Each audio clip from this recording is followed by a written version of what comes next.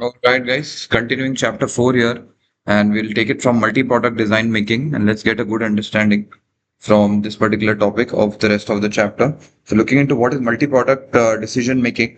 So, when you don't have enough of a resource, you give it to a product that makes you most money per that resource. So, when you don't have enough of a resource, what you have to do is allocate your resources to that product which generates the highest throughput for you. Okay, and what is throughput here, guys? Anybody? Selling price minus? Very good. Selling price minus direct material cost. So what happens is when you don't have enough of a resource, you give it to a product that makes you the most money per that resource. Okay. It makes you most money per that resource. That is called the basis of multi-product decision making. Okay. Multi-product decision making is basically when you don't have enough of a resource, you give it to a product that makes you the most money per resource. Right. So you produce product A before product B because it earns you more throughput per machine hour. So whatever makes you more money, you give it more time.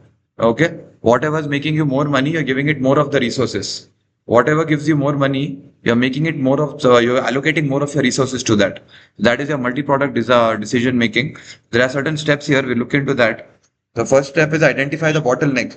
You find what's limiting you. What is limiting you? Machine hours, labor hours, etc. What is limiting you? That's the first thing you look into. What is limiting you?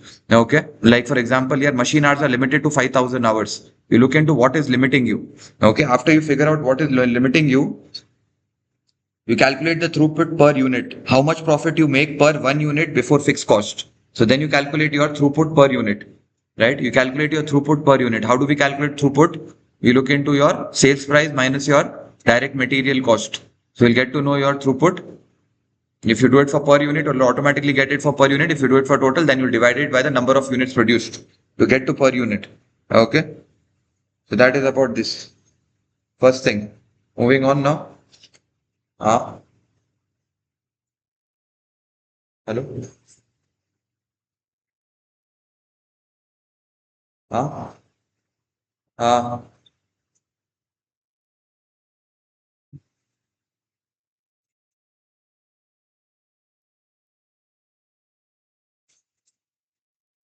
बोलता हूँ मैं यार, I'm just in the middle of something. कुछ और कर तब बोलता हूँ मैं. Okay, moving on now. Next, we'll look into identify the bottleneck resources. That is the first thing. Identify the bottleneck resource. That is done. So once we've identified the bottleneck resource, next we do is we calculate the throughput per unit for each product. We calculate the throughput per unit, very important. After the throughput per unit is done, the step three is we calculate throughput per bottleneck hour. Now, what do you mean by that? It's about how much profit you make per 1 hour of the scarce resource, right? So first you calculated the bottleneck resource. What is the resource that is limited? Now you're calculating the throughput per unit for each product, right? So in this case, what you're doing is in the step three, you're calculating the throughput per unit for each product. So we started with step one, that was identifying the bottleneck resource, which is that resource which is a bottleneck. Second, we calculate the throughput per unit for each product. Next, we calculate the throughput per bottleneck hour. So we figured out the bottleneck R in the first, what bottleneck in the first step. We calculate the throughput in the second step. In the third step, we're calculating the throughput per bottleneck R. Right. After that is done, you'll rank your products by throughput per bottleneck R. After that, you rank your products based on whatever you calculated in step three. You rank your products in step four. And finally, in step five, you allocate limited resources based on the ranking. Okay, it's a simple five-step process. We'll do a sum. Don't even worry about it. It's just about first getting through the steps. First is you identify the bottleneck resource. Second, you calculated the throughput per unit. Then what you did was you calculate the throughput per bottleneck. You did step two and step one combined. That is step three. Step one is bottleneck. Step two is throughput. Step three is throughput per bottleneck. It's step two and step one. If you see, and step four is just ranking. Whatever answers you got, you rank. Step five, you make a decision. Okay. Step five, you make a decision. Right. In step five, what you do is in step five, you make a decision. Okay. In step five, you make a decision. Okay, that is about this. In step five, you make a decision. Okay, in step five, what you're doing is you're making a decision. That's all about it. In step five, you're making a decision. Okay, let's go through the five steps quickly. Yes, Neha, how did we understand? What are we doing in the first step here? Perfect. We're identifying the bottleneck. Next. Okay, bottleneck are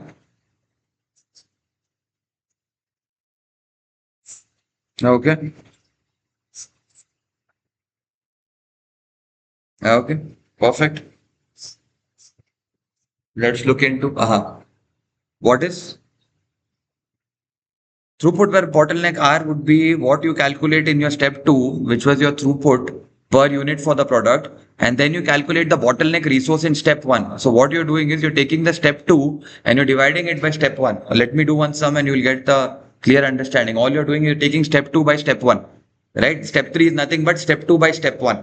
Step 2 by step 1 is step 3 because you see in step 1 is bottleneck, step 2 is throughput, step 3 is throughput per bottleneck.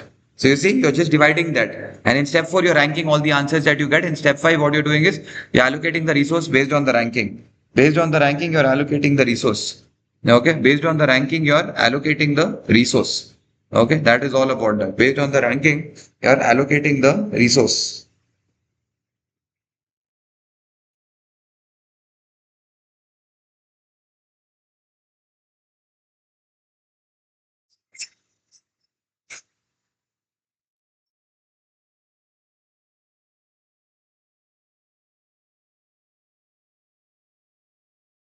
Okay. Tip is show every calculation clearly to earn the method marks, even if the final answer is incorrect. Okay. You show every calculation clearly to earn method marks, even if the final answer is incorrect. You do all the steps here. So doing the steps will give you all the marks. Okay. So this is one entire topic that is done. Okay. So now if we look into this here, so what have we done? We've identified the bottleneck constraint, calculate the throughput per unit, calculated throughput per unit of the bottleneck resource over here. We've ranked the products and then after the ranking, we've allocated the products. Okay, so this is how we've gone about it. This is how we've allocated the product.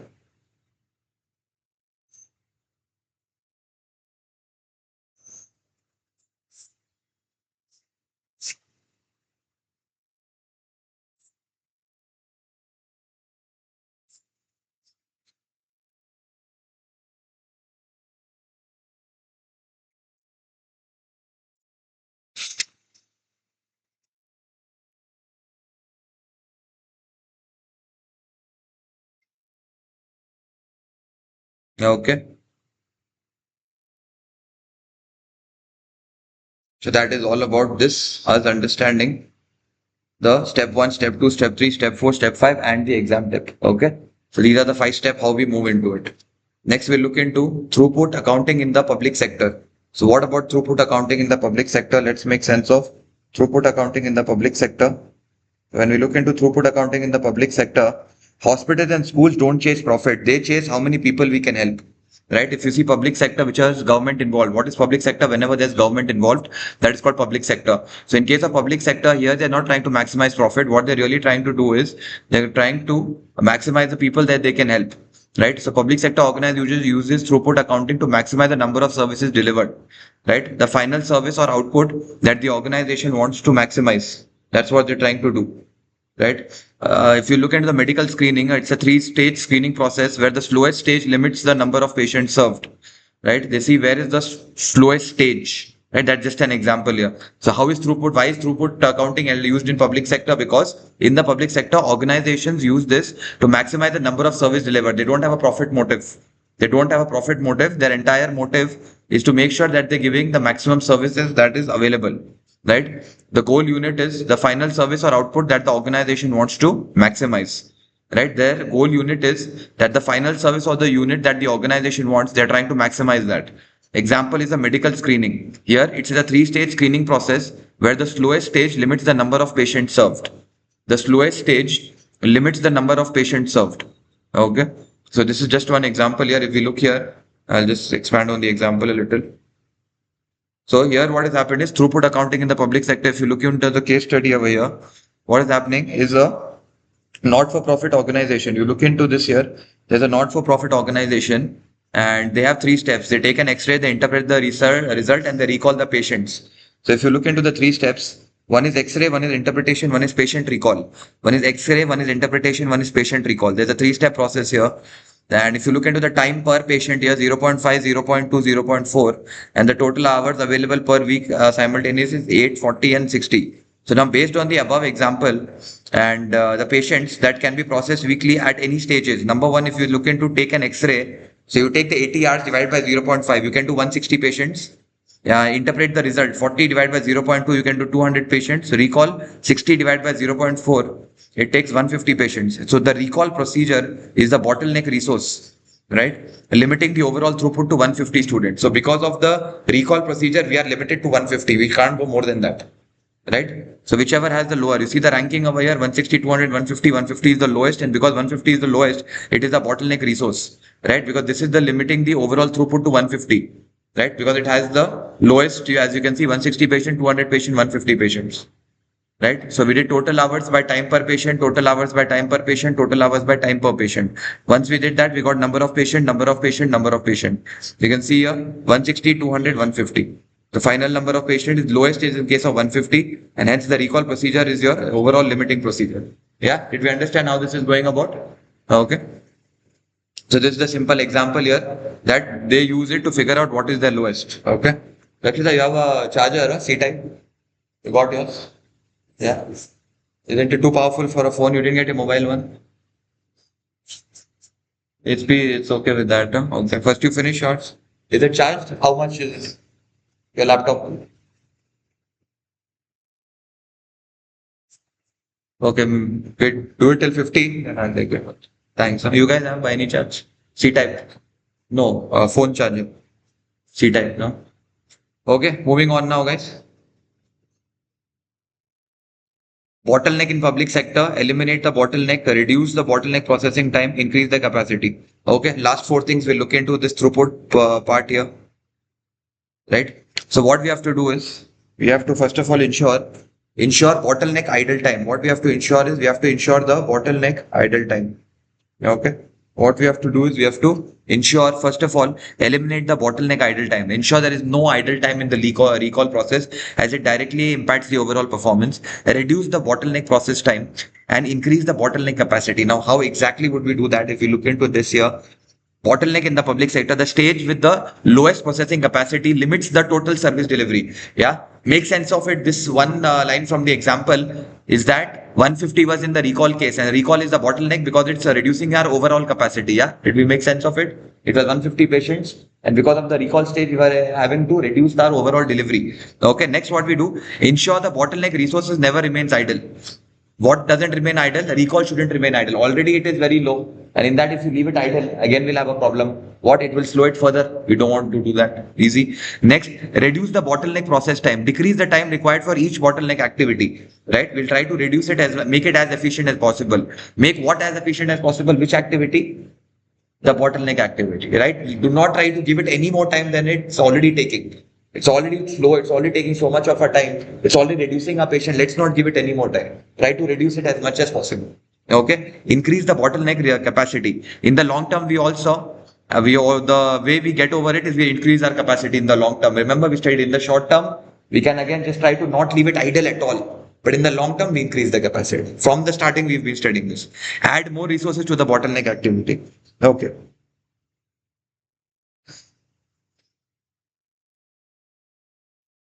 Okay. In the simple part, we've understood the slowest step can't take breaks. If the recall staff sit idle for 1 hour also, you lose the 1 hour of patients forever. Okay. So they can't take breaks. So in the short term, make sure it's never idle. Right. Eliminate the bottleneck idle time completely. Right. That's the first way you handle a bottleneck activity. You make sure that you don't keep it idle at all. Okay. Next, reduce the bottleneck process time. What you try to do is you make the slow step faster. Right? Can recall calls be 2 minutes instead of 5 minutes? Use templates, use SMSs. Right? So the try to make it as efficient as possible. A and B, try to never leave it idle. That is in the short term. In the long term, increase the capacity. In the short term, what you try to do is that make it as efficient as it can get, never leave it idle. In the long term, what you have to do? Increase the capacity. Easy. Right? It's the same old thing that we had studied. Yeah, okay. So short term, what you do, long term, what you do. Totally clear, guys? We are good with this? Short term, long term, short term, long term, short term, long term.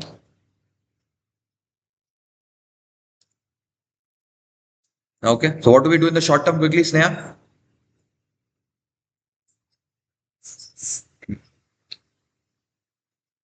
Try to make it as efficient as possible and we never leave it idle. And in the long term, what do we do, Aditi? Increase its capacity. Sweet and those simple process, simple solution to the problem. Okay, that is all about our bottleneck issues. Okay. In the long term, what we do, we add more equipment to the slow step. We hire two more recall staff. We add more people in the long term. Okay. So overall, don't waste money on fast machines if the last step is slow. What we do is try to make it as efficient possible, never leave it idle. In the long term, increase the capacity. That's it. Okay. Now moving on to target costing. Okay. Next, we look into target costing. What about target costing here? Right? Target costing formula before we get into the steps. First, we look into the approach here. Okay. A pricing approach where the market price determines the maximum cost allowed. Okay. So when we look into target costing, right? So what is target costing? It is a strategic management tool. First of all, what is it? It's a strategic management tool. Okay. What happens here is where the cost of a product is determined by subtracting a desired profit margin from a competitive market price. So see, tomorrow you and me want to make a new mobile phone brand. What we'll do first is we'll decide how much we want to sell it for. What will we decide? How much we want to sell it for. So now iPhone is selling at 70,000, let's assume. Okay, OnePlus is selling at 40,000. We feel there's a sweet spot in between. So we make a 50,000 phone. That first we set the selling price. The moment we set the selling price, we know what segment we are playing in, right? Can I say, give me an example, the top premium handbags,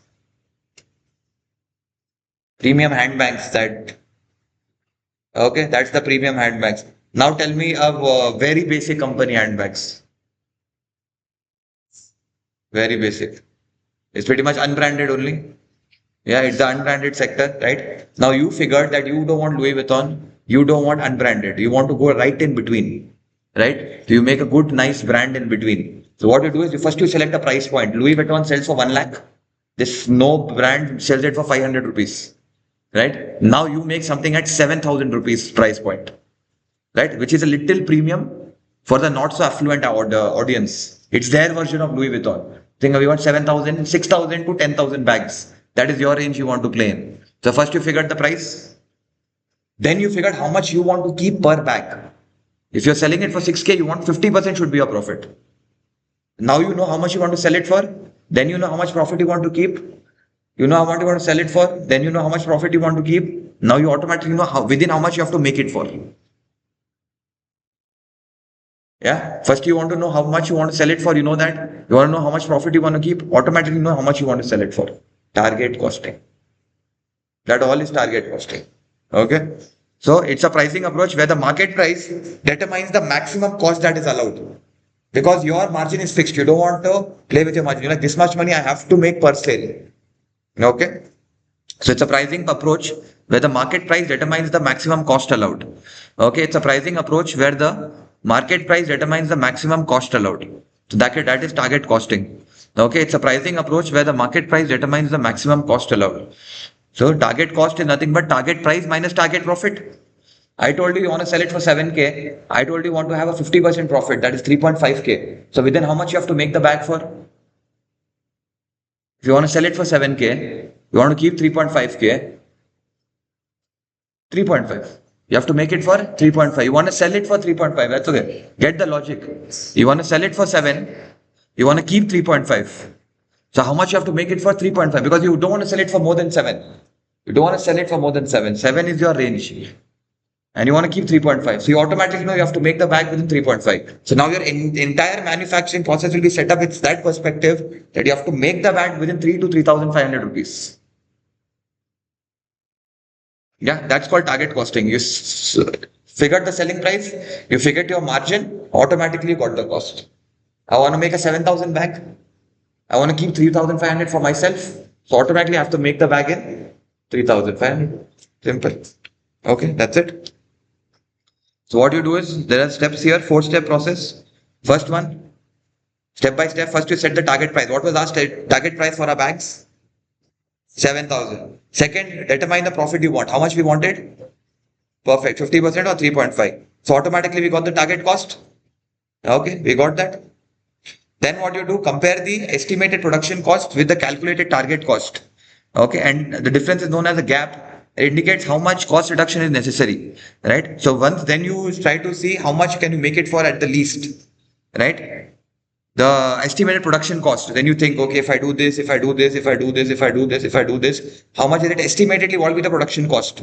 Compare that with your target cost. You need it within 3.5. And when we actually saw, we took, okay, you need the handles, you need the leather, you need the machine to make it, you need two laborers, their salary, everything. When you figured out that is called your estimated production cost. Have you started production? No. You're just sitting and estimating how to go about it. Then you compare your estimated cost with your target cost. Your target cost is 3.5, right? You estimated cost after you understood everything. Okay, bag I'll take from him, the handle I'll take from them, the labor I'll get from there, the machine I'll get from there, the product will be made within this much. You figured it out. Okay, I'll take this much. That is your estimated production cost. But you have your target cost already. That is separate. Okay. Then the difference is called cost gap. Okay. To close the cost gap, you see what can you do? You do a value analysis, value engineering, functional analysis. The goal is to reduce cost without compromising the value of the product functionality. After using all these techniques, then what you do is you will get the complete idea over here. Then review the product features, price the project before launch. Before launch, just review everything. That is pretty much about it. Okay. So when the estimated production cost is not matching your target cost, what are the three techniques that you use, guys? Yes, the whole idea is to just to make sure that you get the estimated production cost equal to your target cost. Okay. So you get that equal. That's all the target. And final is the final review. So before launching it, just review everything properly. Okay, that's the process. Okay, let's go through the process quickly here, Akshita. First, what we do? Perfect. Then, okay, okay. And once you get the gap, then if it's not, if your target cost and production estimated production cost is not matching, what are the three techniques that you use to reduce your cost? You see step 5 here on the PPT. What are the three techniques that you use? Yeah. You use value analysis, value engineering, and functional analysis. These three techniques you use in order to reduce your cost, and finally you review it before the launch. Yeah, it makes sense of this, guys. All the steps logically, nothing to mug up here, easy. It's very practical. Now coming to value analysis and value engineering. Now, what do you mean by value analysis? You improve the existing product by removing unnecessary cost. Right? Your existing product, you improve it by removing any unnecessary cost while maintaining customer value. Okay. Next is you design new products to achieve customer value at the lowest possible cost. You design new products to achieve customer value at the lower cost. So these are called value engineering, value analysis. Okay, let's look into this, Aditi. What is value analysis and value engineering?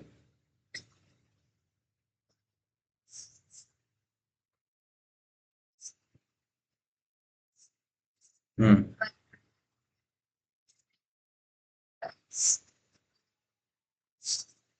Hmm. Designing new products to achieve the customer value at the lowest possible cost. Okay, that is value analysis and value engineering. Okay, that is value analysis and value engineering. Okay,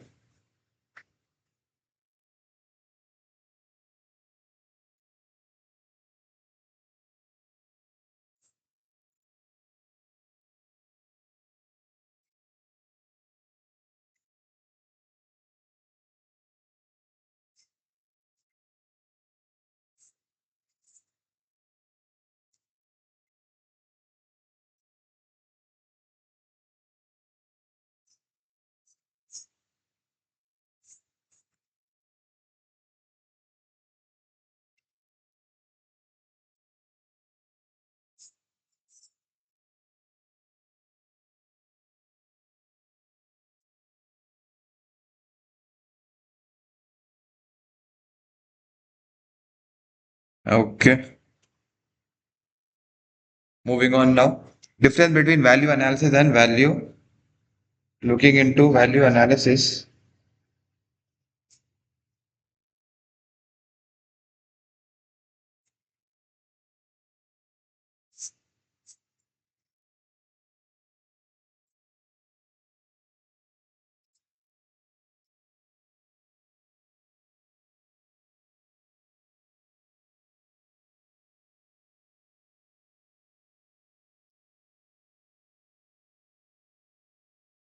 Okay. Next, difference between value analysis and value engineering. Let's make sense of this. Value analysis improves your existing product.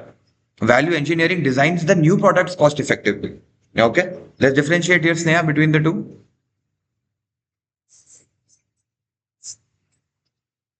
It designs the new product more effectively. Okay. That is all about this. Very good. Okay. Done. Next, we'll look into customer value focus. Okay. Next, we'll look into customer value focus. Okay. So let's look into this.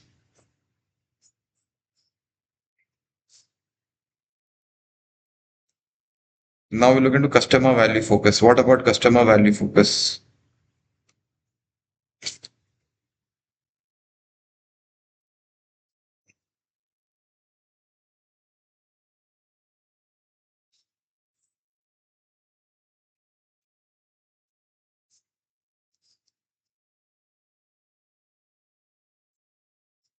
Okay.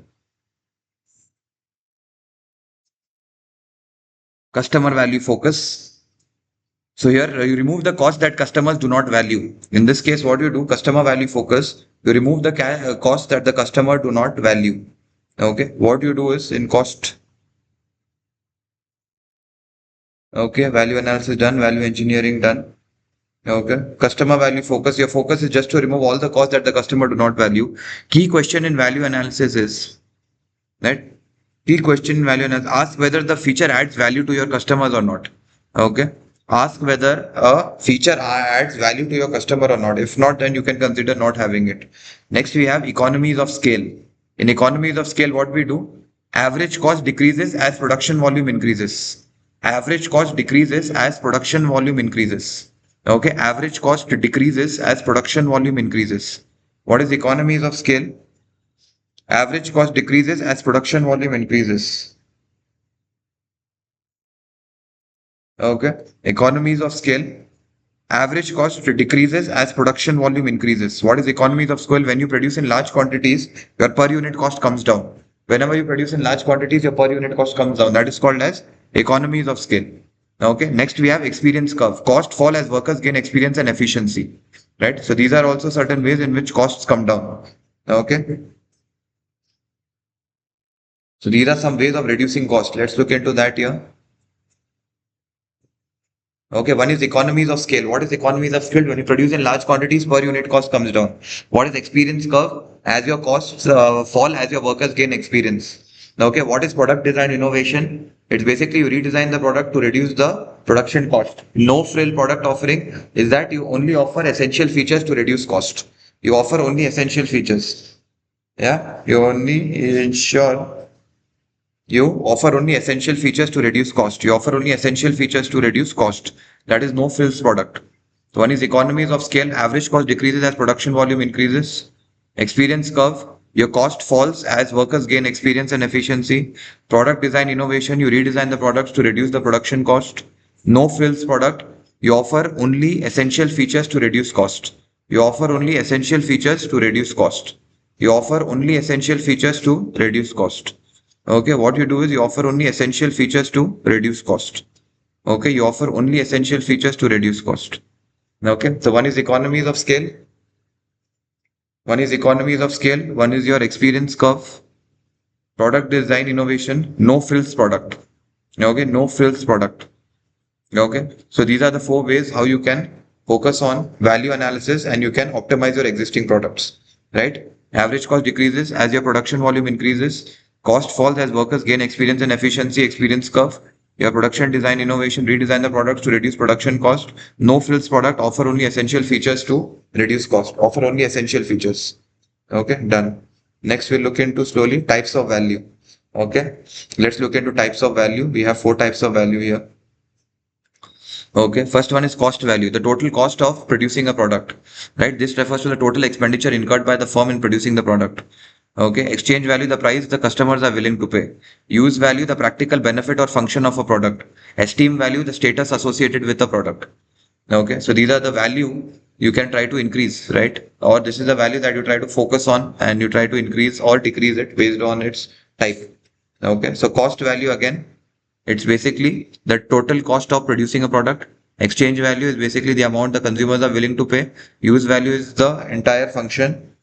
And then esteem value is the status or regard associated with ownership. Okay, associated with ownership.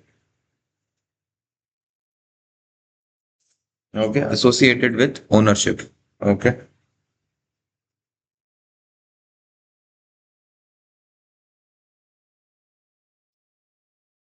that is all about this.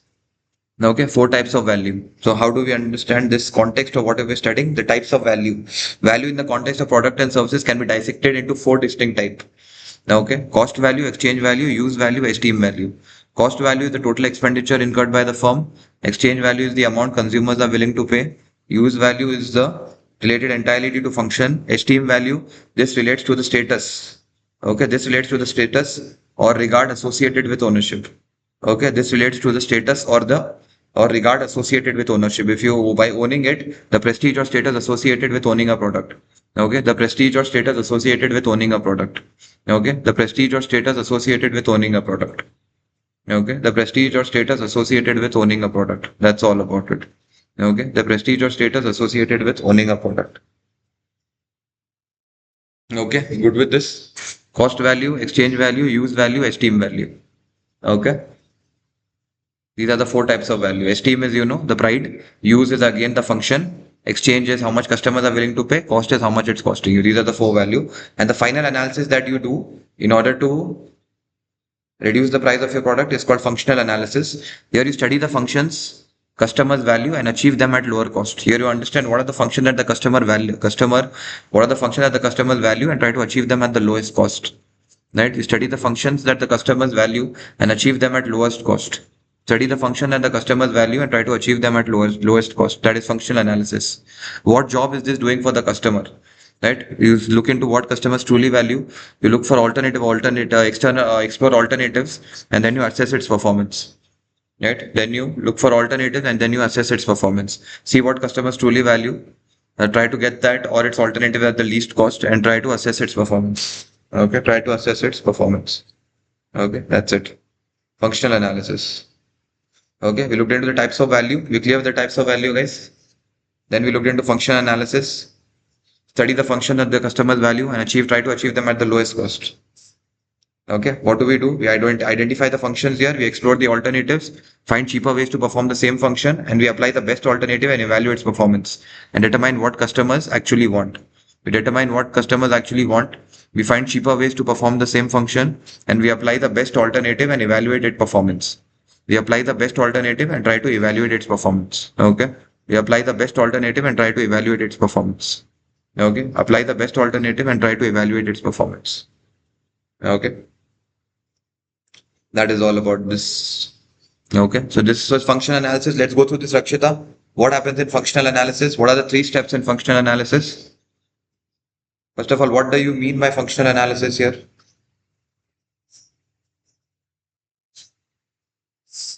Yeah, you study the functions that the customer value. Okay, in your mobile phone, what are the functions that you value the most? Yeah, give me one function here, Sneha, that you value the most in your mobile phone. Yeah, okay, next, Aditi, other than camera. Audio quality, yeah. Finally, Rakshita, split in your phone. What do you value in your phone?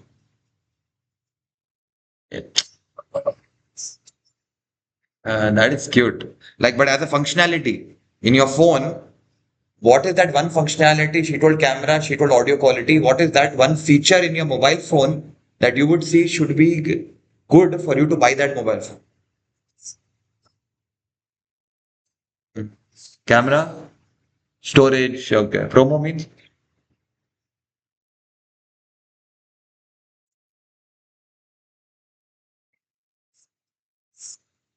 uh, high quality pictures. Nice. That's called pro mode, is it? Got it, bro. Yeah. Okay, so that's function analysis. You study the function that customers value, achieve them at lowest cost. Then you have three functions. First, you identify those functions, explore any alternative, and implement and try to measure them. Okay, now let's look into target costing in services, in service organization. right? We look into target costing in service organizations. Okay. Service organizations that give you service, restaurant, parlor, yeah. Then we have this 10-minute delivery service, right? They're just giving you a service only. These are all service based. The first is target costing in services. What is the target costing in services? You apply target costing to service delivery rather than physical products. What do? You apply target costing to service the delivery rather than physical products. Right? So here what you do, you apply target costing to service delivery rather than physical products. Right? That's why it's called target costing in services. What you do is you identify what customers expect from the service and then you deliver the services within the target cost while maintaining the quality. Right? Example, an accountancy firm, it decides the mix of junior and senior staff to achieve the target cost. Right? It decides the mix of junior and senior staff. Okay? To achieve the target cost. Hello? Hello? Yes. Hello. Yes. Yes. Yeah. Your good name, sir? Praveen. Hello, sir. My name is Rishabh. I was just taking a session at JNC, sir. I'm taking a session at JNC, Jyoti Nivas College. Yeah, the internet wasn't working, sir. So I just got your number from one of the students. They told to check with you. The JNC Wi-Fi, sir.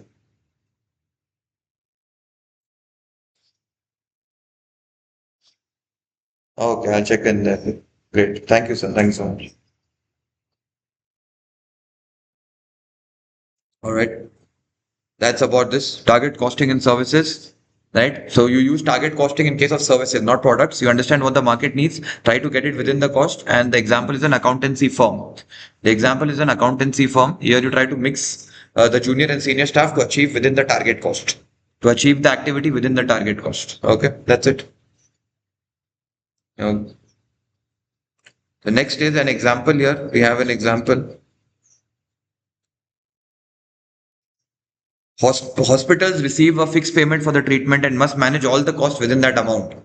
Okay, national tariff, standard amount paid by the government for a medical procedure. Yeah, national tariff is like a standard amount paid by the government for a medical procedures. Okay. The NHS trusts are now paid a preset national tariff for each service rather than a price based on their own cost. This shifts the aim to help hospital meet their financial responsibility to break even. So example is in hospital, guys. If someone asks you how much is a surgery or how much is a medical treatment, how much will it cost? How much is a surgery? How much is a medical treatment? Okay, how much is a surgery and how much is a medical treatment? Okay. So here hospital receive a fixed payment for treatments and must manage the cost within the amount. Okay. The standard amounts paid by the government for a medical procedure. Okay. National tariff is like a standard amount paid by the government for a medical procedure. Okay. National tariff is like a standard amount paid by the government for a medical procedure. That is called national tariff. Okay. Target costing. Hospitals receive a fixed payment for treatments and must manage cost within that amount. Right. Within that amount, they must manage all the costs. And national tariff is like a standard amount paid by the government for a medical procedure. Okay. Next, we have ship problems. Now, what do you mean by ship problems? Let's look into this. In the service industry, there are some problems that you can understand by the acronym of SHIP. What are the problems in the service industries with regard to target costing in service industries? Is that unlike tangible goods, service industries have a unique characteristic and that complicates the application of target costing. These can be remembered from the mnemonic of SHIP. First is simultaneity. Services are produced and consumed at the same time. Right? Example here, a haircut. The stylist performs the service directly on you. You can't receive the haircut as a product to use later. So, attending a live music concert, you experience the performance as it is created. You can't pre-record the unique live atmosphere for later in the same way. So the simultaneity is the problem. Second, heterogeneity. Service quality varies depending on who provides it. Okay, here standardization is very difficult. Your experience with a customer support helpline, the helpfulness and efficiency can differ depending on the agent you speak with and their mood. Next is intangibility. Services cannot be physically seen or stored. Right? In case of intangibility, your services cannot be seen and your services cannot be stored. And perishability, right? A missed appointment with a consultant or doctor, that specified time or hour of their time, if not filled by another patient, cannot be recovered or sold again. right? An empty seat on an airplane. Once the flight departs, that specific seat's potential for sale is gone forever. Unused service capacity cannot be stored for future use. Once a time slot or opportunity passes, the potential revenue from that service is permanently lost. So that is your ship. Simultaneity, heterogeneity, intangibility, and perishability. Okay, simultaneity, heterogeneity, intangibility, and perishability. These are the problems in a target costing in a service industry. Okay, in a service industry, these are the problems, right? These are the problems in a service industry. Okay, next we have our life cycle.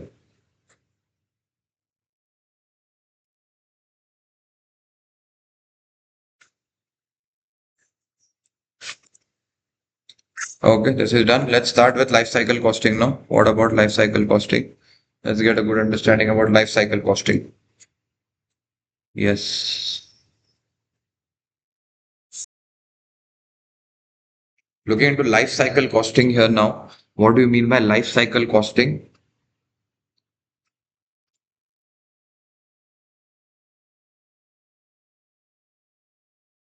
Okay, so now what does life cycle costing pretty much do? What life cycle costing does, it calculates all the cost and revenue of a product from design to disposal. From design to disposal, what it does is it considers all the costs. From design to disposal, it considers all the cost. Okay, from design to disposal, it consists all calculates all the cost and the revenues of a product. From design to disposal, it calculates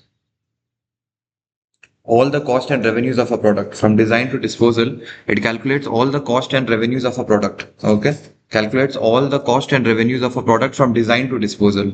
That is life cycle costing. Calculates all the cost and revenues of a product from design to disposal. Okay, that is life cycle costing. All cost and revenues of a product from design to disposal. You look into the formula here.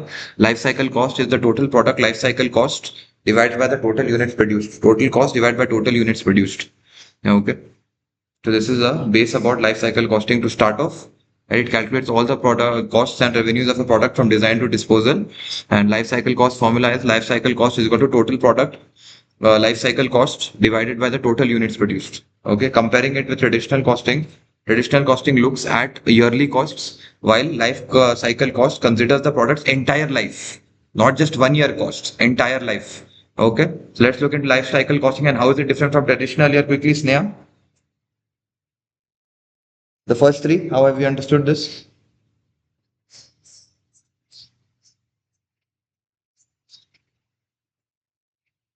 Throughout its entire life from design to disposal. Perfect. We're looking into the next part here.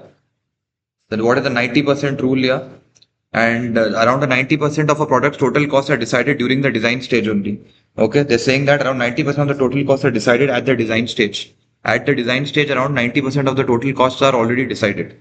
Okay, and what is the importance of design stage? A good design can reduce your future production and service cost. Right? If your design is good, a good design can reduce your future production and service cost.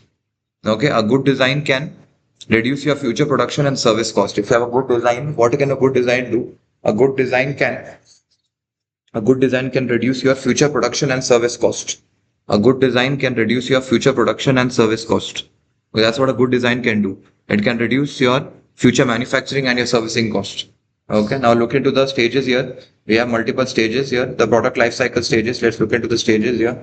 Right. First, we have stage one, product development. Here we research, we design, we do the production setup. This is all before launch. Right. All this happens before launch. Okay. All of this happens before launch. Okay, all of this happens before launch. Stage one is product development. In product development, what do we do?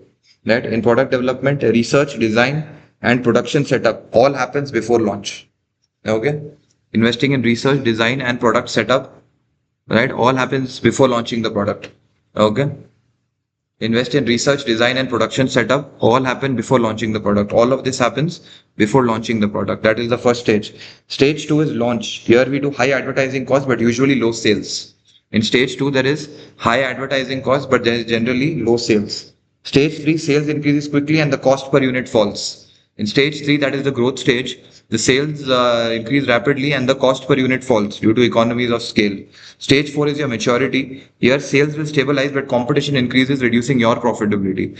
Right? In the maturity stage, your sales will stabilize, but the competition increases. Okay. And in stage five, there is decline. Sale and profits decrease until the product is withdrawn. right? Sales and profit decrease until the product is withdrawn. That is your stage 1 to 5, right? First, we develop the product development. Then we look into launch, high advertising and promotion cost with low production volumes. Then we have stage 3, right? Sales increase rapidly, reducing the units cost. Maturity, sales will stabilize, but competition increases, reducing your profitability as a company. And decline, sales and profits both will decrease until the product is finally withdrawn. Okay, let's look into the 5 stages here, Aditi. How have we understood the 5 stages?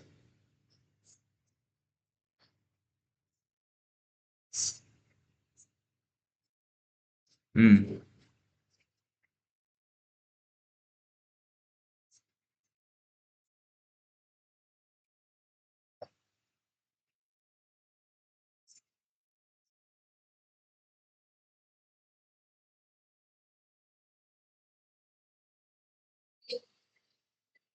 Sales, but because competition will increase, the problem will reduces.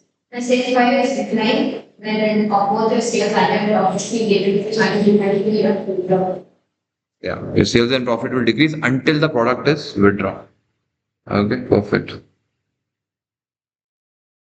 Okay, so these we've understood the 5 stages. Next is maximizing the product return. How can we maximize the product return? Let's look into how can we maximize the product return here. There are 4 ways how we can maximize the product return. Let's make sense of this here. How can we maximize the product return? Is firstly, we design for cost efficiency. We design the products to minimize the cost throughout their life cycle. We design the product in such a manner to design the cost throughout the life cycle. We design it only in such a manner. Second, we launch the products quickly to gain the market share before the competitors jump in. Next, we optimize the break-even point. We recover the development cost as quickly as possible. We recover the development cost as quickly as possible. And next, we prolong the product life cycle. We prolong the product life cycle. We extend the profitable life of a product. What do? We extend the profitable life of a product. What do? We extend the profitable life of a product. Okay. We prolong the product life cycle. What do? We extend the profitable life of a product. Optimize the break-even point. We recover the development cost as quickly as possible. Okay. We recover the development cost as quickly as possible. Accelerate time to market. We launch the products quickly to gain market share. Right? What do? We launch the products quickly to gain the market share from competitors. Right? To gain the market share, we launch the products quickly to gain the market share before competitors. We optimize the break-even point. We recover the development cost as quickly as possible. Prolong product life cycle. We extend the product profitable life of a product. We extend the profitable life of a product. Okay, so firstly is design for cost efficiency. We design the products to minimize the cost throughout their life cycle. Okay, we design the products to minimize the cost throughout the life cycle. Next, we accelerate, we quickly launch it so that we get the market share. We optimize the break-even point. That means we recover the development cost as quickly as possible. What do? We recover the development cost as quickly as possible. And finally, prolong the product life cycle. We extend the profitable life of a product. What do? We extend the profitable life of a product. Okay, what do? We extend the profitable life of a product. Okay, what do? We extend the profitable life of a product. That is prolong product life cycle. We extend the profitable life of a product. We optimize the break-even point here. Then we accelerate the time to market. We quickly put it in the market. We design for efficiency. We recover the development cost as quickly as possible, and we extend the life of the product as much as we can. Right. So this is, if you do all this, what happens is you maximize the product return over its life cycle. By doing that, what are we doing? We are maximizing the product return over its life cycle. Okay, we maximize the product return over its life cycle. This is how we maximize the product's return over its life cycle. Okay, so let's look into this here, Akshita. How have we maximized the product's return over its life cycle?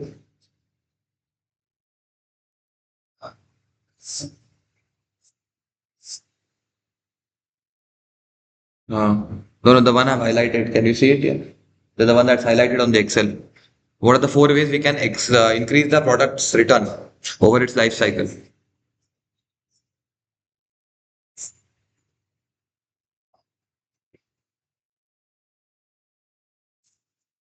Okay, that is about this. Okay, so this is how we can maximize the product life cycle.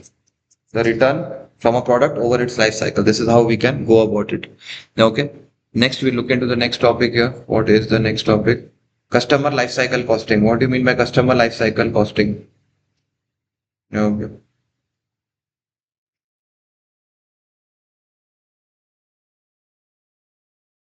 Okay, customer life cycle costing. What do you mean by that? It measures the profitability of a customer over the entire relationship. Okay. It measures the profitability of a customer over the entire relationship. How much profit are you making from a customer? Next is customer acquisition cost. Initial cost of obtaining a new customer. Right? What is the initial cost of obtaining a new customer? That is called customer acquisition cost. Next is customer retention. Keeping the customers for longer increases profitability. If you keep the customers for long, it will increase your profitability. Next, profit plateau. Customers' profitability eventually levels off after several years. Right? Customer profitability will eventually level off. After several years, it will eventually level off. Next, strategic customer management. We use the customer data to improve retention and profitability. What we do here, we use the customer data to improve retention and profitability. In strategic customer management, what do? We use the customer data to improve retention and to improve profitability. We use the customer data to do what? We use the customer data to improve the retention and we use the customer data to improve the profitability. Next, customer segmentation. We group customers with similar characteristics for profitability analysis. What do? We group the customers with similar characteristics. We group the customers with similar characteristics for profitability analysis. Okay, for profitability analysis, we group the customer with similar characteristics. Okay. So this is how we can increase the return from a customer or a customer life cycle costing from one customer. What is life cycle costing? It measures from one customer how much profit you will eventually make over the entire relationship from that customer. Next, under that customer acquisition cost. First of all, how much will it cost to get the new customer? Then keeping customer for as long as you can increases your profitability. Next is plateau. The customer's profitability eventually levels off. After several years, what happens is the customer profitability eventually levels off. Next, strategic customer management. Use the customer data to improve retention and profitability. What do? We use the customer data to improve retention and profitability.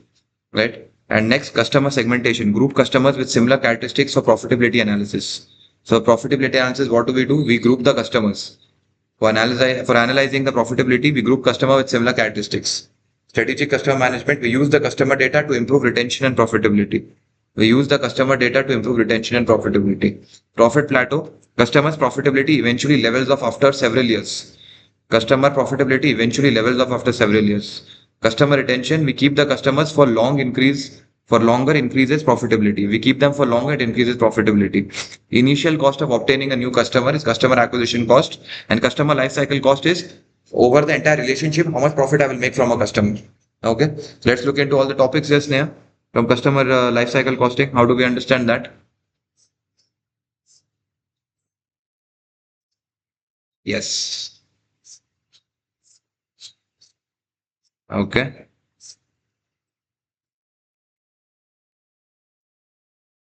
Yes.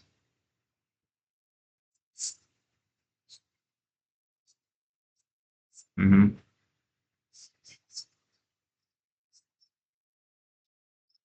Mm.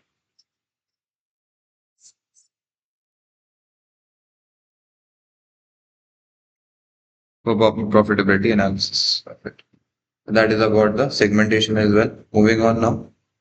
Life cycle costing in the service industry. So let's look into that. How do we make sense of this in a service industry? So let's break it down here. How does it make sense for us in a service industry?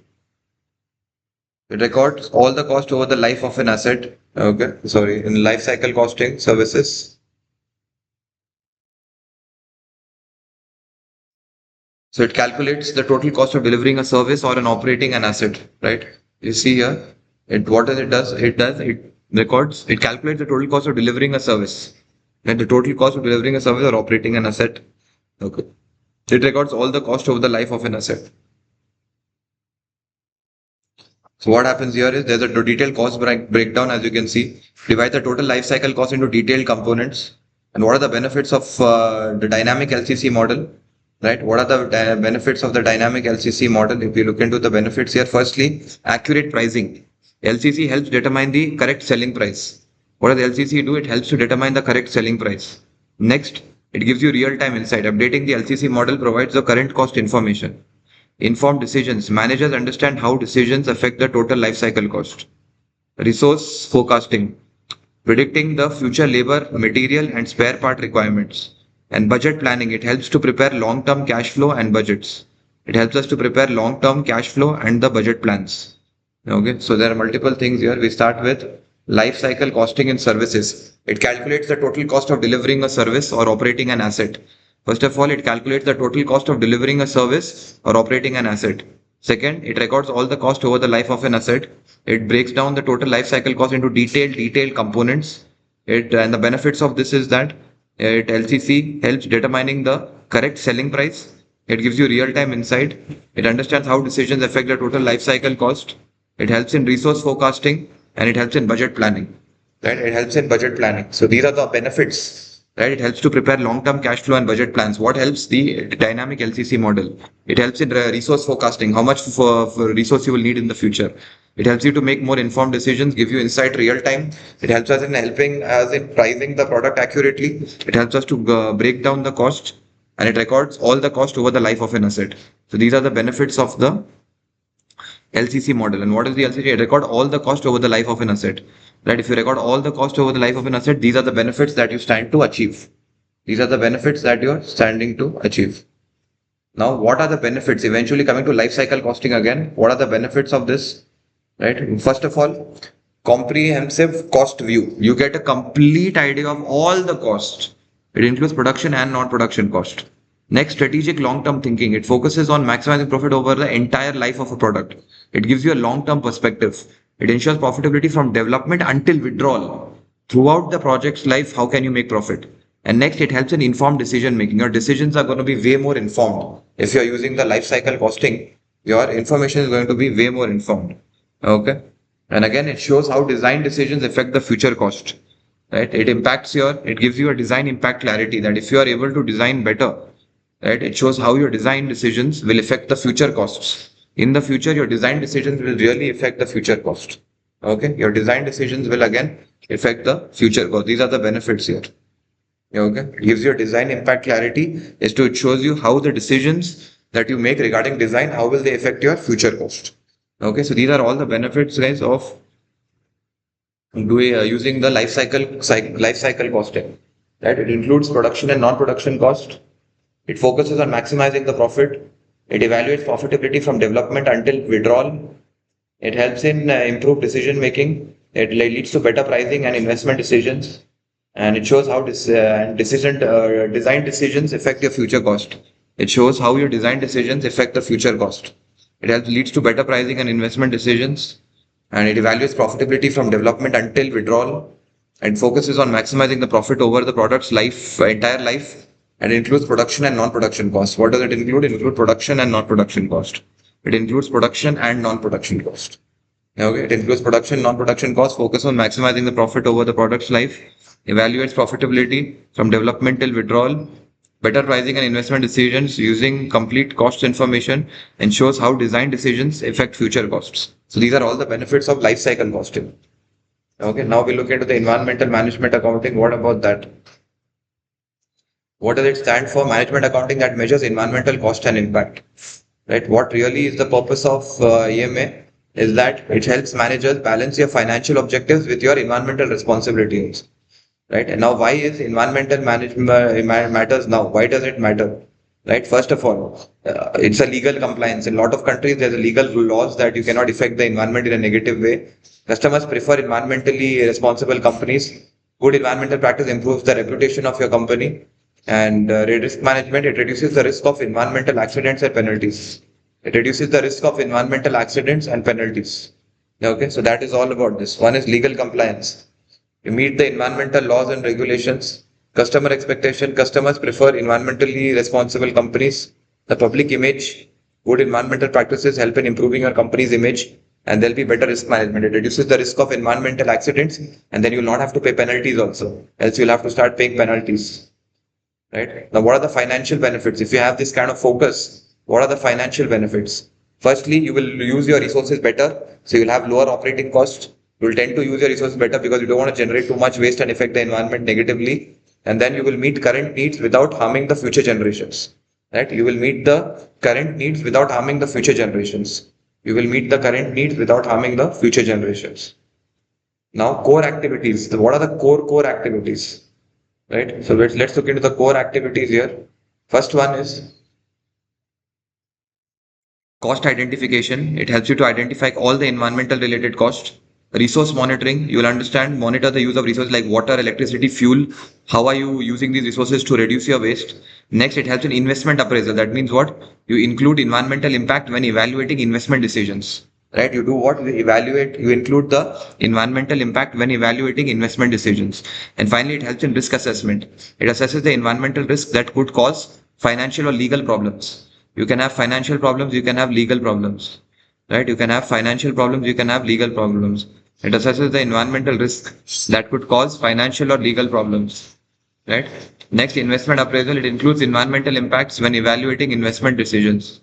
Resource monitoring, you monitor the uses of resources like water, electricity, fuel, right? These are some functions, the core functions that you look into environmental management accounting, right? It helps you organize, measure, control, and reduce environmental cost while improving your performance, right? It should never come at the cost of you not improving your performance.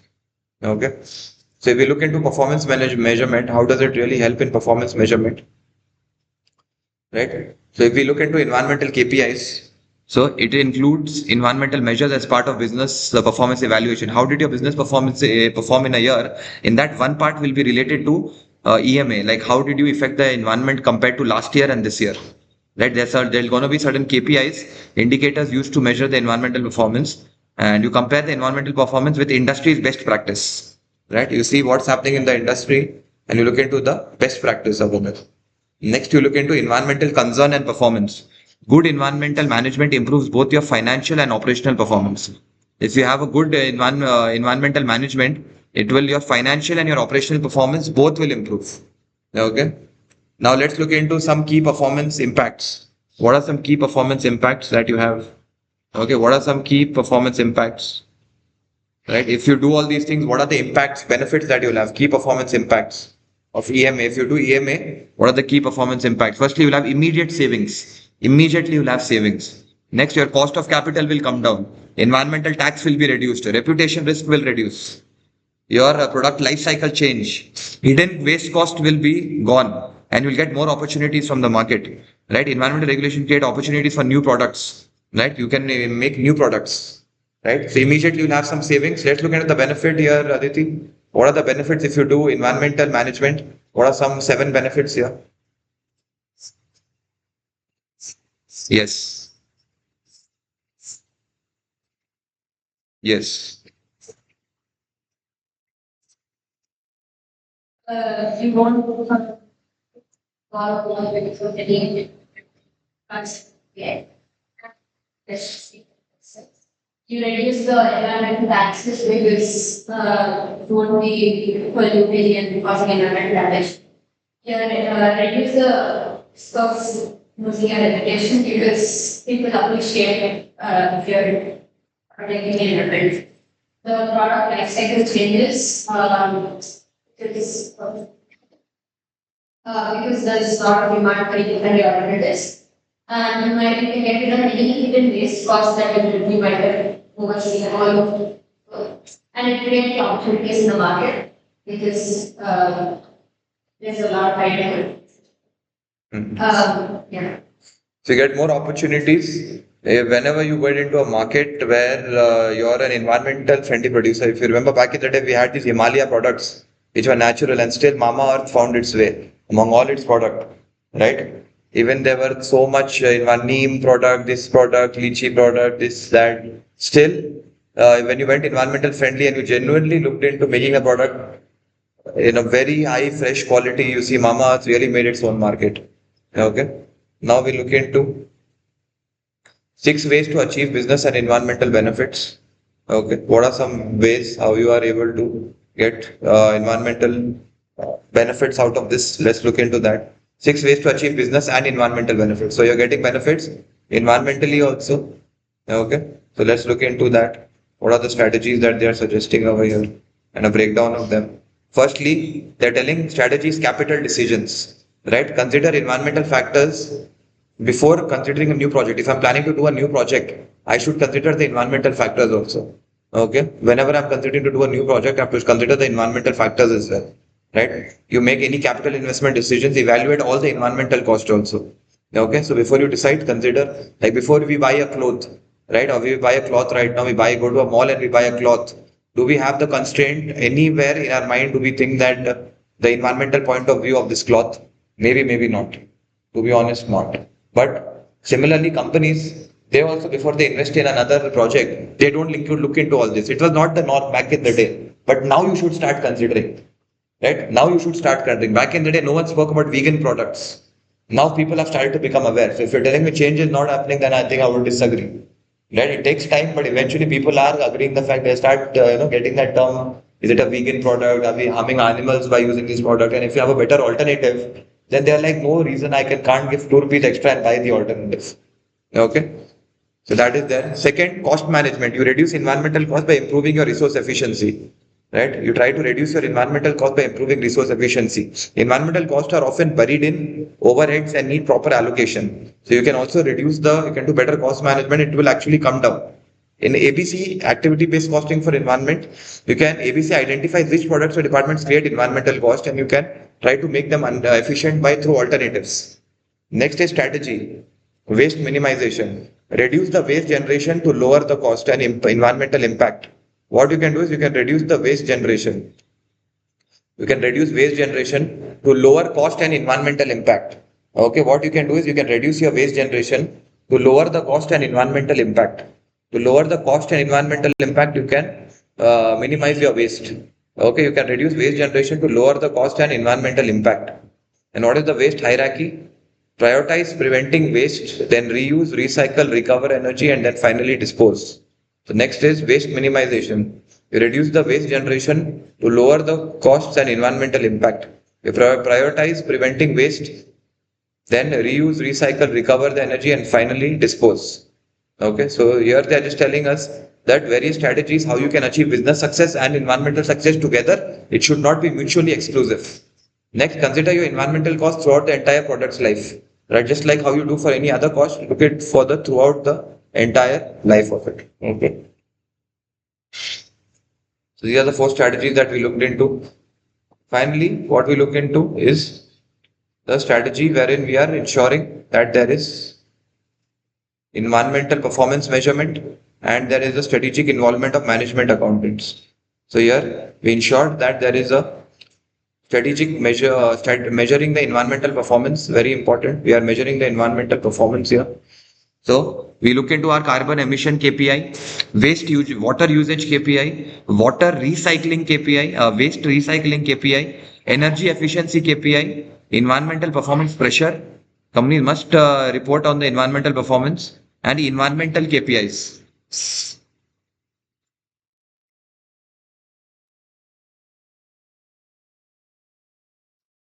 Okay, so you can develop multiple KPIs over here. Carbon emission KPI, water usage KPI, waste recycling KPI, energy KPI, environmental performance measure, environmental KPIs. So you can look into multiple KPIs. Okay, you can look into multiple KPIs here. And finally, the strategic role of management accountants. As a management accountant, what are your strategic roles? Okay, as a management accountant, what are your strategic roles? How can you use management and accountants better here? So here they're telling is management accountants help to integrate environmental and business strategy, right? For example, you can have a green accounting team, a cross-functional team that manages environmental and financial performance together, right? You can analyze the strategic context. You can assess the future environmental risk and opportunities, and you can also identify newer opportunities. Okay, what you can do is you can identify newer opportunities, find the project which both are good for your profits also, and they are also good for your organization as well. Okay, so these are some ways, guys, how environmental and business can still run together. Then, in case of waste minimization, you can look into waste hierarchy, prioritize preventing waste, then reuse, recycle, and recover. Quick win. Waste production programs often generate rapid cost savings. Okay, so this was again minimization. Next, under the life cycle costing, there can be upstream impacts. What do you mean by upstream impact? Environmental impacts before production begins. Consider these impacts. Production phase impacts. Environmental cost generated during the manufacturing. What will be the cost? Downstream impacts. Environmental impacts after the product is sold. And producer responsibility. Manufacturers are responsible for disposing at the end of their life. And finally, environmental life cycle costing management. Identify the control, reduce the environmental cost throughout the product life cycle. Okay, so these are just some ways, guys, how you can get environment and business together. Okay, environment and business are coming together. Okay, moving on now. Next, we look into certain change, six key change factors and the practical actions we can take. What are the change factors and what are the practical actions that we can take?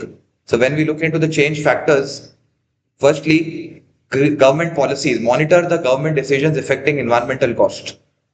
Next, comply with the environmental laws and the standards. All the laws and standards comply with it. Consider shortage and natural resources or disposal facilities.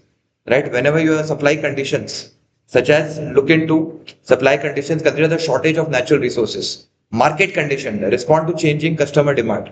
Social attitude, consider public opinion about your environmental issues. And competitor strategies, monitor your competitor's environmental initiative. What is your competitor doing? Some practical actions that you can do. What are some practical actions that you can do? Firstly, they are telling is that you can something called as an environmental champion, a person responsible for promoting the environmental initiatives. Then you can have new data sources. What is new data sources? Collect more additional environmental information. Next, performance comparison. Compare your environmental performance across different departments and have a checklist. Your internal auditors review internal compliance systematically. Okay, your internal auditors should review environmental compliance very systematically. So these are your strategic analysis framework. Okay, finally, the last part of this particular topic is how can your environmental management affect your financial performance? It will grow your revenue, it will reduce your cost, and along with that, environmental compliance in the short term might increase, but in the long term, your cost will come down. Okay, so we've looked into this. Finally, we are now looking into certain important areas here. Yeah. So government grants may provide financial support to you. Beyond Meat example, it's a sustainable product that generates significant revenue growth. Beyond Meat, Nike, sustainable production, they reduce waste and cost, right? Renewable energy and reduce the emission and operating cost. Okay, these are some examples. Beyond Meat, Nike and tech giants. Right, a lot of tech giants are also some example. Google, Facebook, and Amazon. They are committed to 100% renewable energy for their data centers. Nike has introduced energy efficient methods of reducing raw material and labor time. Beyond Meat creates Fox meat products appealing to environmentally conscious customers. The Beyond Burger uses 93% less land, 46% less energy, and produces 90% fewer greenhouse gases as well. Right, the revenue is also growing, and people are actually going for it also. Right, people are actually trying to go for products which are better for the environment. Okay, that's pretty much the environment side of things here.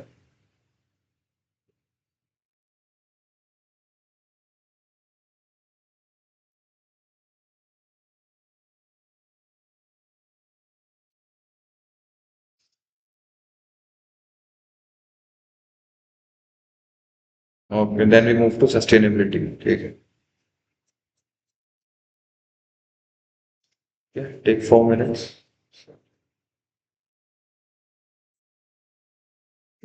All right.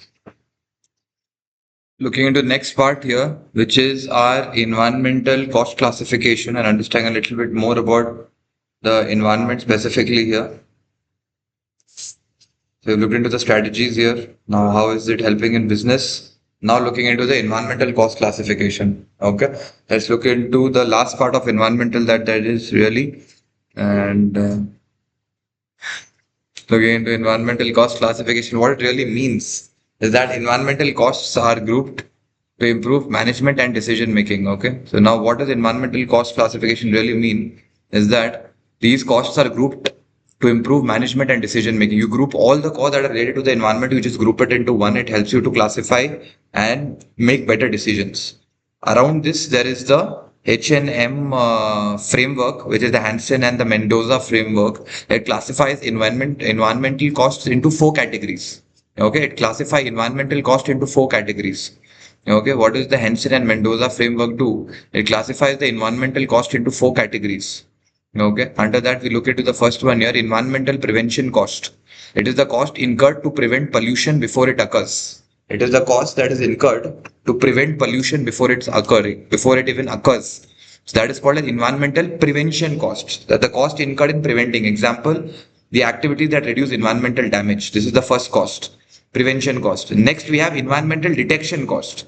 It is the cost of monitoring and ensure environmental compliance, that the company is ensuring the company is following all the environmental laws and regulations. Activities that identify environmental issues. Next, we have environmental internal failure cost. Cost of managing waste before it reaches the environment. Right? It is the cost incurred inside the organization of waste management. Next is environmental external failure cost. This is the cost incurred after the pollution has entered the environment and caused the damage to outside parties. Okay, the US EPA cost classification. So what does US EPA cost classification say is that the EPA groups the environmental cost based on how they appear in the accounting records. So whatever cost related to the normal operating cost with the environmental relevance, that is under conventional cost. Environmental cost hidden within overheads is called potentially hidden cost.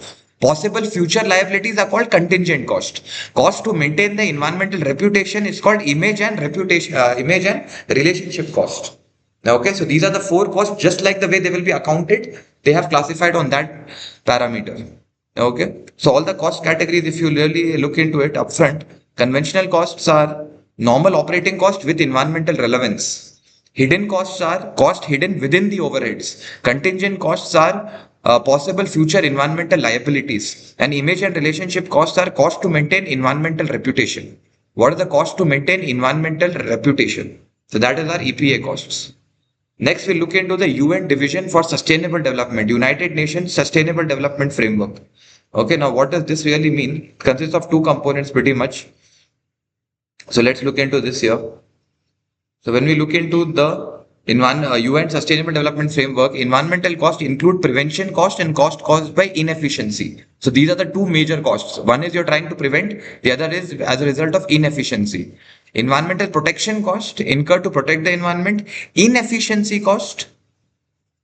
Okay, so first we have the protection cost to protect the environment, then we have inefficiency cost by raw materials, wasting materials, labor or energy, upfront cost incurred before the operations even begins, regulatory cost, the cost of complying with the laws, conventional environmental costs, these are normal production related costs.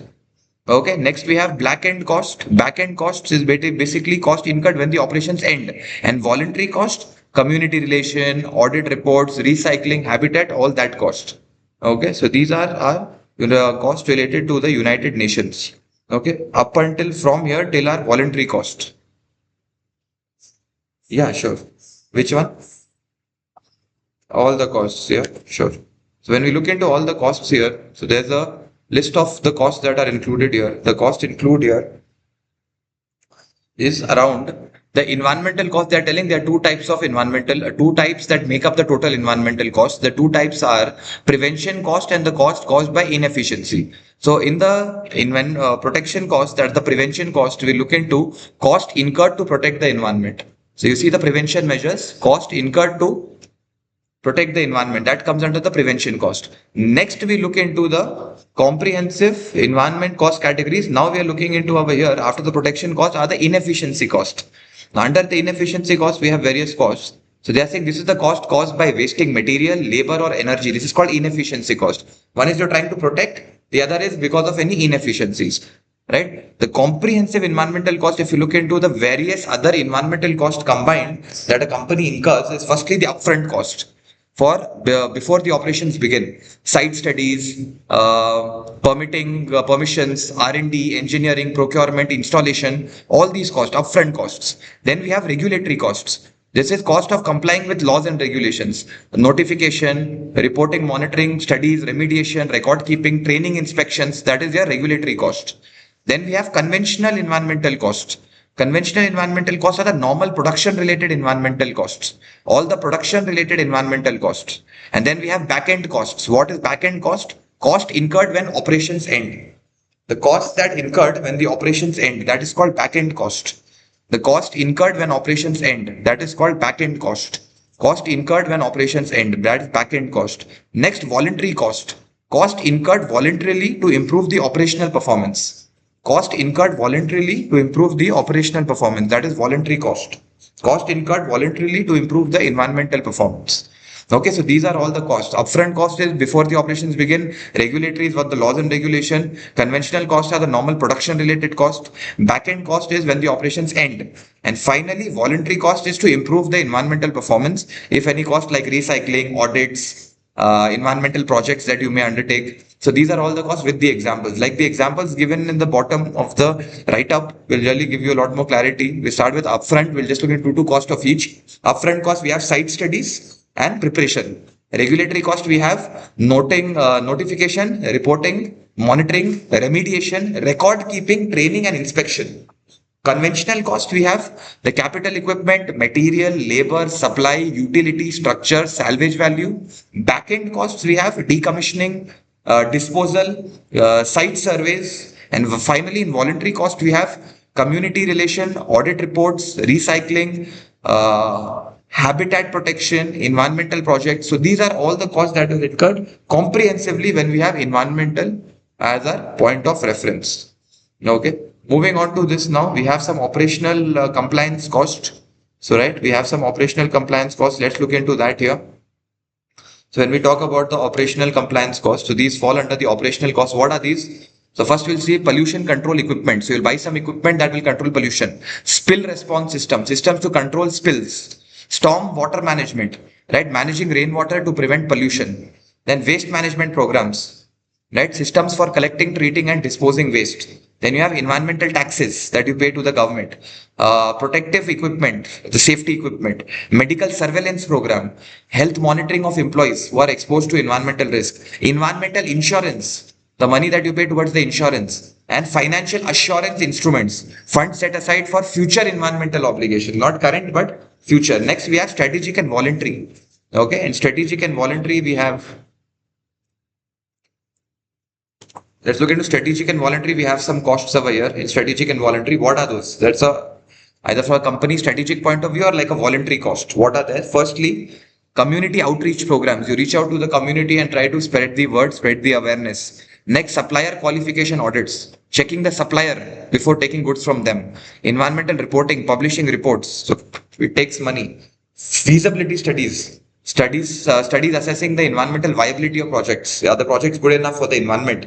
Recycling initiatives, voluntary recycling beyond legal compliance, habitat and wetland protection, activities preserving the natural ecosystems, environmental landscaping, improving the green spaces around the business premises, environmental research support, funding the research for sustainable technologies, and finally donations to environmental groups. This is financial support for environmental organizations. The financial support for environmental organizations, these are the donations. Funding research for sustainable technologies, these are the environmental research. Improving green spaces, that is landscaping. Activities preserving the ecosystem, that is habitat and wetland. Voluntary recycling. Voluntary recycling. Under the voluntary recycling, we have that you're choosing to ensure that whatever waste are there, they are handled in a proper manner. Next. But we look into environment management accounting techniques. Now we are coming to the accounting techniques pretty much. Now, how do you go about the accounting techniques? So let's look into the accounting techniques here. So here first we have input output analysis. What we do is we compare the input with the output to identify waste. You took 10 kgs of this, like you took 100 kgs of inputs, reprocessed it, and with 80 kgs of output. So 2 kgs was scrap, right? Now, how do you look into that? So that is about 2 kg was scrap, 18 kgs was waste, right? Furniture manufacturer takes 1000 kgs of timber monthly. He buys. If only 750 kg appears in its finished products, you would identify 250 kg as waste. Perhaps 50 kg sawdust, which can be sold separately, 30 kg scrap, which can be recycled, and 170 kg is waste. For this, you have to incur a disposal cost. Okay, so that is an example of input output. Everything purchased must appear as a product, byproduct, or waste.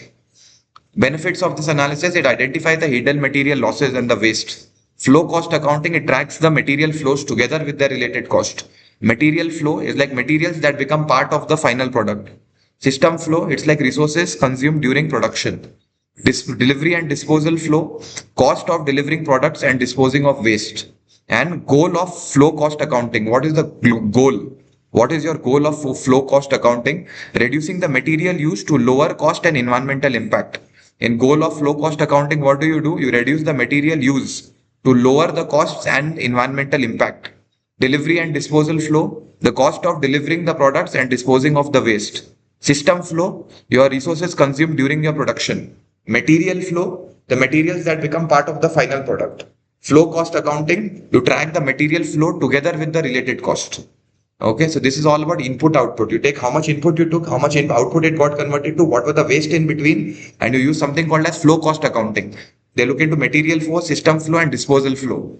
Along with that, what the goal is to reduce the material use and to lower the cost of environmental impact. So this is your input and output. Now looking into ABC cost for environmental activities. What is the ABC cost here? So let's look into the ABC cost here. So looking into the ABC cost here, just focusing on the ABC cost. So the ABC cost allocates environmental cost to the activities that create them. It allocates all the cost to the activities that create them. One is environmental related cost directly linked to the environmental activities. Environmental driven cost, environmental cost hidden within the overheads. ABC example is you assign the environmental cost based on actual waste generated. So in ABC approach, we used to allocate the cost based on correct. And in the absorption costing based on production volume. Same thing over here, they're telling their activity is again the actual waste generated, right? You're allocating based on that.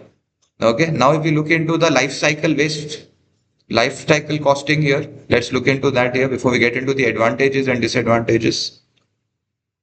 Okay. Life cycle costing. Okay. Focusing on the life cycle costing here.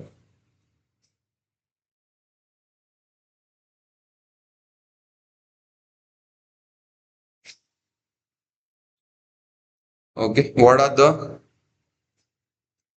consumer use? The last. Okay. Now looking into life cycle costing here, what about that? So life cycle costing for environmental accounting, you measure the environmental cost throughout the product's life. What will be the environmental cost? The raw material extraction, what you do, environmental impact during sourcing of materials. You look into the environmental impact during sourcing of materials. That is the raw material extraction. Next, manufacturing stage, environmental impact during production. The environmental impact during production. And then distribution stage, environmental impact of transporting products. Okay. And then finally, we have consumer use. And what happens in consumer use is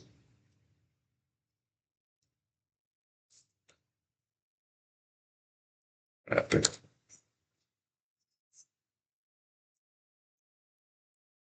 Okay.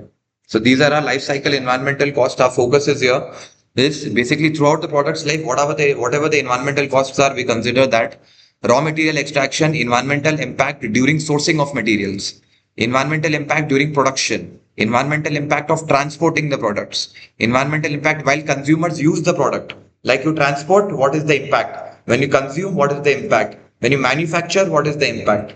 Right? When you source the material, what is the impact? So you're considering the impact throughout the entire process, right? From design to disposal, throughout the process, what are the impact that you're having at every stage, the cost incurred with that, you include all of them, and that is your life cycle costing for environmental accounting. Okay. So there are some disposal recycling stage, and then we look into the benefits of recycling. So prevent benefit of life cycle costing. What are the benefits here? If we go for life cycle costing, it prevents the shifting of environmental cost to another stage of the product life cycle. It prevents the shifting, right? It's tracking at every stage. The best thing is it's tracking at every stage. So it's preventing the shifting unnecessary. You don't shift, right? You don't shift unnecessarily. Okay. So one is disposal, recycling, and one is your benefit of recycle life cycle costing. So in the disposal and the recycling stage, what are you doing? The environmental impact when the product reaches the end of the life. You consider what is the environmental impact when the product reaches the end of the life. Next is the benefit of life cycle costing. It prevents the shifting of the cost to another stage, right? You're basically taking the entire stage. So that shifting becomes pretty much irrelevant here. Okay. Now we look into some advantages and disadvantages here. Okay. And then we'll move on to the final topic of sustainability. This is pretty much the last topic here. Let's look into the advantages. What are the advantages of environmental costing? Firstly, better product costing. You will take a more realistic product cost. Your pricing will be more improved. Then a better cost control. Uh, uh, वही 10-15, 10-15। हाँ। हम्म। या it's fine. Okay. Next, advantages of environmental costing. When we look into the advantages of environmental costing, it provides more accurate, right? Environmental advantages of environmental costing, it provides a more accurate environmental costing information. That is the biggest advantage. You'll get more accuracy, better product costing, improved pricing. Environmentally harmful products can be priced higher. A better cost control. It helps reduce environmental costs, measures the cost savings, strategic integration, right? Environmental costs become part of the business strategy only. Okay, it becomes part of business strategy only. Okay, and then reduce the cross subsidization. Next is reduce the cross subsidization. So first is better product costing. It includes the environmental costs in product cost, improved pricing. Environmentally harmful products can be priced higher. Better cost control. It helps reduce environmental cost, measures the cost savings better. It's strategic integration. It becomes part of your business strategy. Reduce cross subsidization, right? Polluting products no longer receive any hidden subsidies, right? Polluting products will no longer receive any hidden subsidies, right? Polluting products no longer receive any hidden subsidies, right? From eco-friendly products. So first is better costing. If there's better costing, there's better pricing, right? If there's better costing, there's better pricing. If there's better pricing, there's improved cost control. You measure the cost savings better. There's a strategic integration and it reduces cross subsidization. Now, what is cross subsidization? Polluting products no longer receive hidden subsidies from eco-friendly products, right? You don't receive any hidden subsidies. Next, strategic integration. Environmental costs become part of your business strategy. Always consider environmental cost as well. Measuring cost savings. It quantifies savings from environmental improvements. Better cost control. You help reduce environmental costs. You do what? You help reduce the environmental cost. Improved pricing. Environmentally harmful products can be priced higher. Environmentally harmful products, it can be priced higher. Okay. Environmentally harmful products can be priced higher. Next is better product costing. Next is better product costing. What happens over here is that it includes environmental cost in products cost. What you do is you consider the environmental cost also in the product cost. You price better. You are able to reduce your environmental cost. You can measure how much savings has happened. It's a more strategic integration from a business perspective. You reduce the cross subsidization. What you do, you reduce the cross subsidization. So that is about this. Next, looking into the disadvantages of environmental costing. What are the disadvantages of environmental costing? First of all, it's time consuming, right? You need a lot of data collection. It's expensive. It's a difficult cost allocation too because the activities at times might not be as clear, understandable. Next, external costs are ignored oftentimes, right? It remains unmeasured. Intangible costs are ignored. Social and health cost cannot be easily measured also. And competitive disadvantage, right? It will be more expensive. Your product becomes more expensive. Your company becomes more expensive. It becomes difficult to continue profitably in the long run. Yeah, okay. Next, we'll look into sustainability. Okay, so that is pretty much the next topic here is on sustainability. Now, what is sustainability if you understand in a very simplistic sense? That what really do we understand by sustainability and what is the purpose, right? So let's look into sustainability. What is sustainability? Is that meeting our present needs without hampering the requirements or the resources for the future generation, right? Sustainable development balances current needs and future needs. Keep a balance, right? Balance economic growth with environmental protection. You should keep a balance of environmental growth and future production. Key principles. What are the key principles here? The key principles over here are sustainable inputs. First of all, use sustainable inputs. Use resources only as quickly as they can be replaced. Next, manage the outputs. Release the waste only at levels nature can safely absorb. Release the waste only at levels nature can safely absorb. Strategic response. Adopt the business practices that reduce your environmental damage. And maintain a balance between resource use and replenishment. Resource use and replenishment, maintain a balance, right? Adopt practices that reduce your environmental damage. Release waste only at levels nature can safely absorb and use resources only as quickly as they can be replaced. Use resources only as quickly as they can be replaced. Okay, only as quickly as they can be replaced. Look to use the resources only as quickly they can be replaced. Okay, the resources only as quickly as they can be replaced. Okay, use resources only as quickly as they can be replaced. Manage the outputs. Adopt business practices that reduce the environmental damage, and sustainability analogy is always maintain a balance between resource and replenishment. Okay, next look into triple bottom line accounting. In triple bottom line accounting, don't just tell how much profit you made. Talk about the impact you had on people and planet. You focus on profit, planet, people. Profit, planet, and people. You focus on all the three. You focus on planet, you focus on people, you focus on profit. You focus on all the three: planet, profit, and people. Always focus and report on all the three. Don't just report on profits. Report on all the three. Okay, what you should do is report on all the three. Okay, what is the biggest benefit of this is that it encourages business to make decision considering all the three. Don't just consider your profit, consider all the three. And as a management accountant, you have to create sustainable business strategies. And your business strategies also should be sustainable based, considering the public interest responsibly, because you're not just doing a work for your employers, you're also having a responsibility towards the public.